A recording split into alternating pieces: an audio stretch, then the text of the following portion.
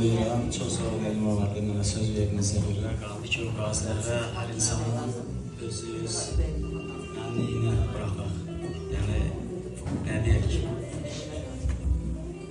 Mən də Qanun Yolu TV.a saatinin rəhbəriyəm, eləcə də Dəmir Yumruq Alfa Cəmiyyətində üzvəm. Bir daha hər kəs salamlayıram.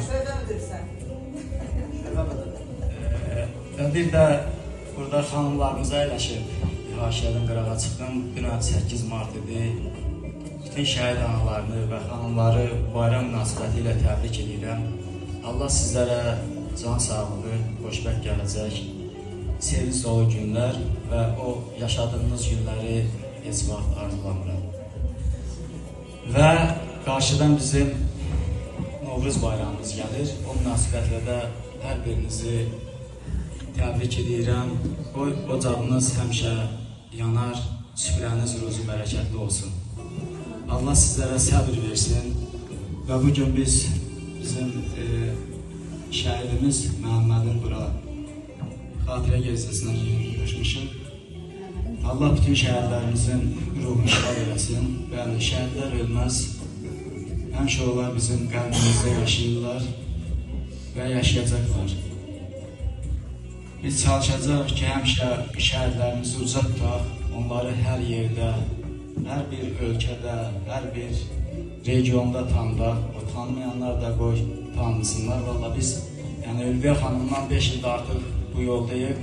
Bəzi rayonlara gedirdik, şəhidin evi soruşuruq, kəndin cəmaatı şəhidin tanımır.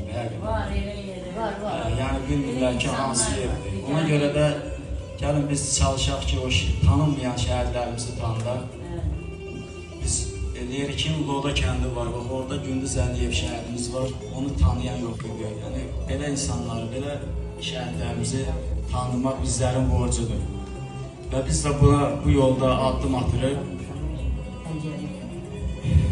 Amma belə deyə də bizlərə o Ülviyə xanım bayaq çıxışında dedi ilk öncə ki, dəstək olan yoxdur. Yəni o maddi cəhəti qoyaq qırağa, mənəvi dəstək olan yoxdur ki, bu yolda biz addım atırıqsa hansısa bir vətəndaş, Azərbaycan vətəndaşı bizlərə kömək olsun, bu yolda bizlərə bir mənəvi dəstək olsun, ən azından. İnşallah ki, Allah bu yolu bizə açar və bütün o tanımayan şəhidlərimizi də biz tanıdarıq inşallah. Allah yenə də deyirəm, sizlərə səbir versin, hər birinizin qarşısında baş əyirəm, şəhid analarının əllərindən öpürəm. Var olun, sağ olun. Çox sağ olun.